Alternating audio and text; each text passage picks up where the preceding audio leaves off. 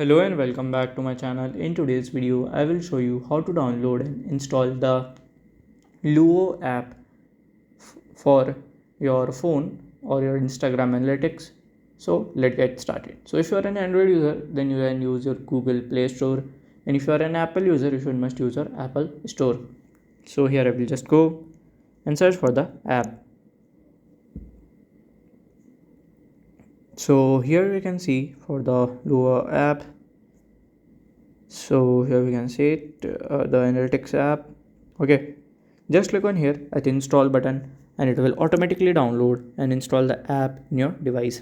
So by this way you can do it, and you can let me know any doubt if you have to do it. And if you find this video helpful, make sure you like, subscribe and share the video.